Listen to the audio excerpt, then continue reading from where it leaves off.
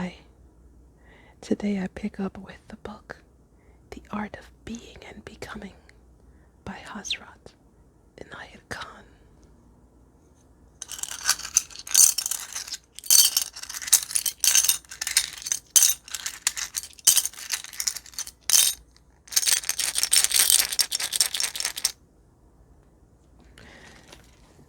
This is the book.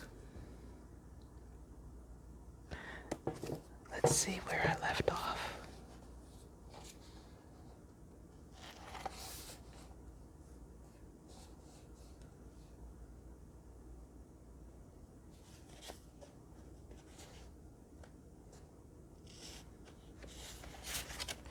There's a tendency in man to think a great deal about what others think of him, and in some natures this tendency develops quickly. This develops in him self-consciousness, which is the root of several defects of man. It enfeebles man, physically and mentally, and makes him dependent upon the opinions of others. Oh, we're continuing with the chapter called Vanity, the Plant of Desire. He lives, so to speak, in the good opinion of others, and he is as dead when they have a bad opinion of him. This tendency makes a person sensitive, often hypersensitive. It often reaches such a point that at every word he speaks, he looks around for approval. And in the same way, every new movement he makes is calculated to produce an effect. This makes his body and his mind both heavy and burdensome to his soul. It develops in nature that weakness which in ordinary words is called touchiness, taking offense at every little thing. And the nature of many people is such that they enjoy bringing out any weakness that may be in a person. It becomes a pastime or pleasure to such people, and the life of one who is sensitive is made so difficult that he has no rest at home or abroad. Everyone seems to him to be wicked. Everyone's presence seems to have a jarring effect upon him, and he seeks to be exclusive and to find a seclusion which life does not permit of his finding. If he happens to be in a position where he has to speak or sing or perform in any way, he fails to do his best, and when he meets people he cannot stand a criticism or reply to a jest. The presence of others has the effect of a weight upon the soul. The desire of the sensitive person is always to be in hiding, keeping away from people, looking at others with nervousness, dislike, or fear. Such a person, however great his virtues or merits, is always incapable of free expression of his gift. Man has the desire to do good and to refrain from doing evil because this feeds his vanity. Among 1,000 good and virtuous people, there is scarcely one who does good and refrains from evil because that is his natural inclination.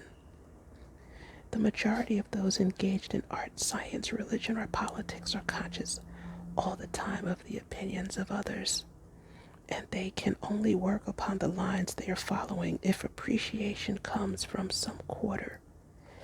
The least antagonism or opposition which comes discourages them and often kills their desire. Among thousands there is one great soul that can keep firm and strong in his purpose through life, unshaken and unweakened by opposition from any side. It is that person who wins in the end and accomplishes things that are worthwhile. In the lives of all the great souls who have accomplished wonderful deeds in life, you will surely find this mystery hidden. These souls have not learned it. It happens to be their nature. The thinker will see in this a philosophy that teaches that it is the ego that chains man's feet, keeping him from progress in all paths of life. The ego not only makes man self-conscious, but it makes him a coward and then renders him helpless. He is timid because he sees his own limitations, and he is helpless because everything stronger overpowers him and he confines his being within a certain limit. Besides all the other disadvantages that self-consciousness brings with it, there is above all else one thing it does. It prevents man from realizing that the thought of self keeps him away from God.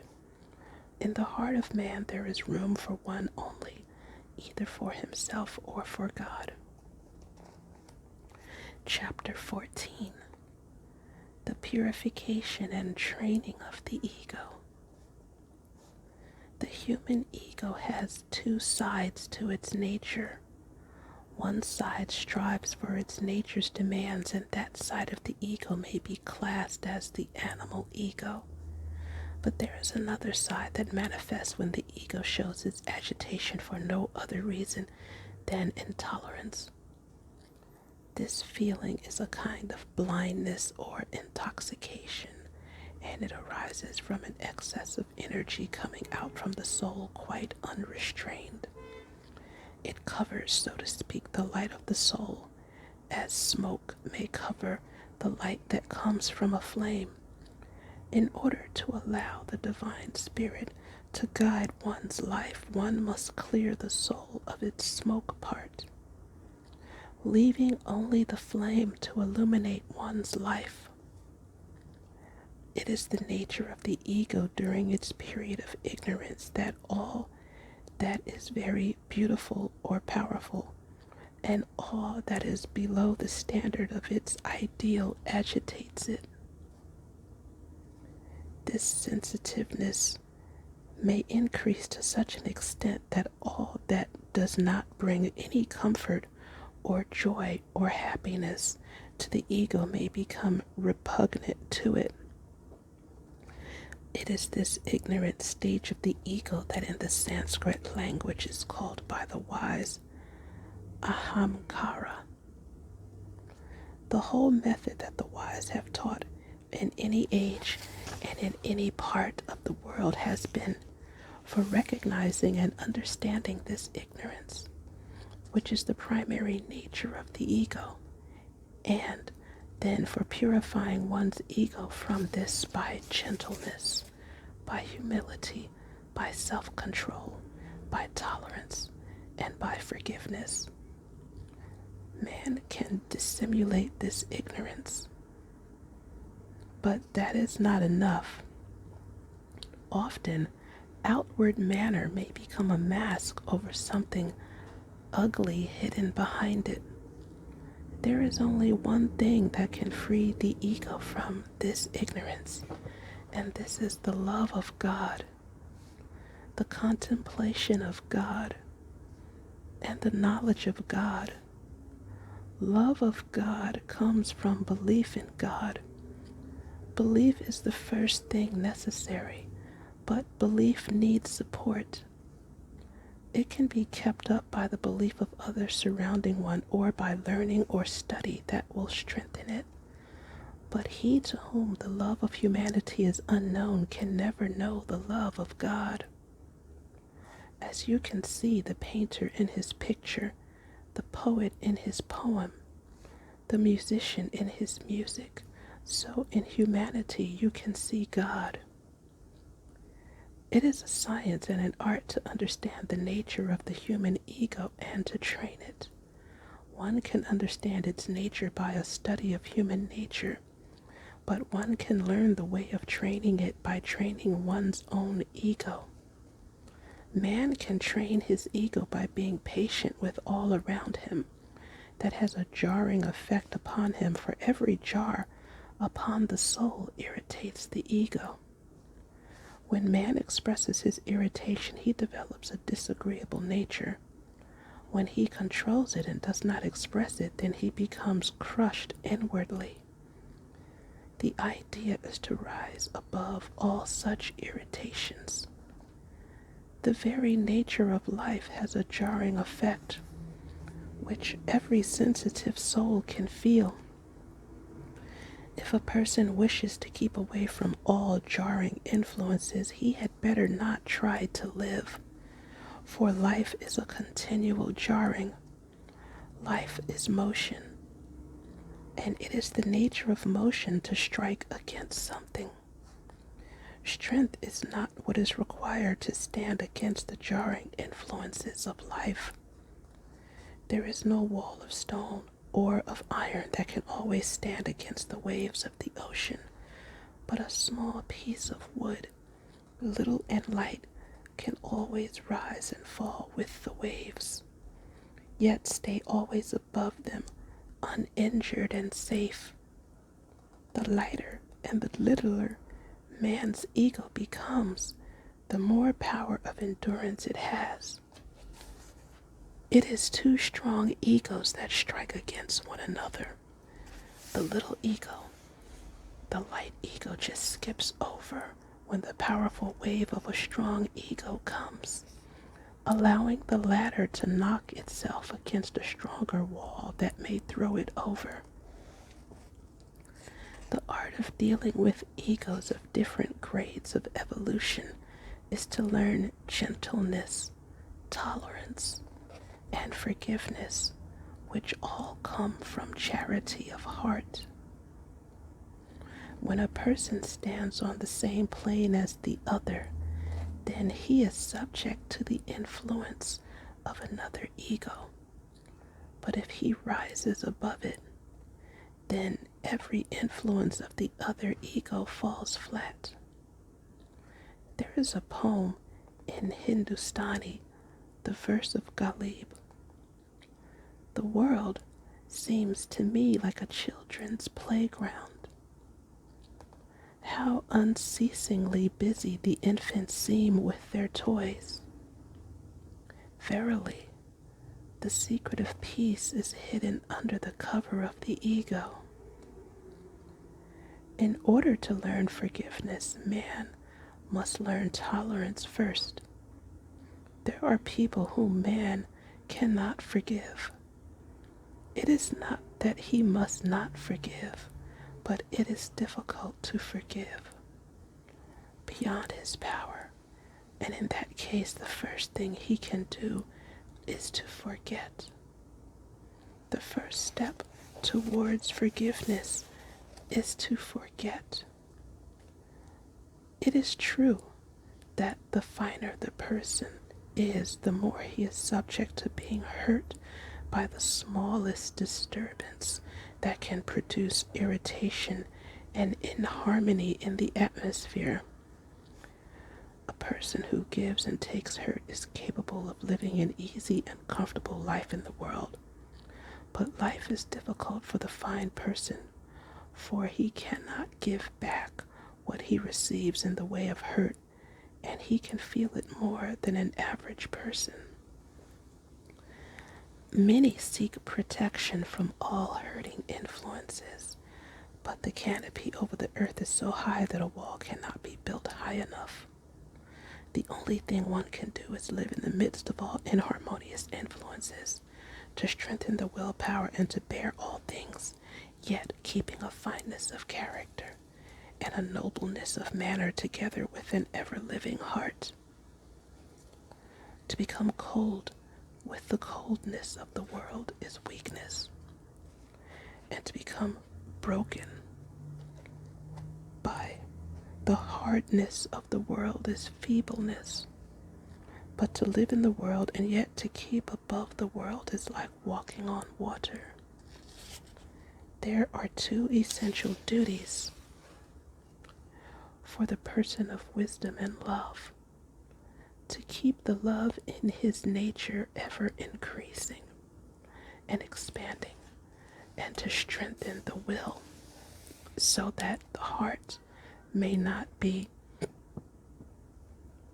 easily broken.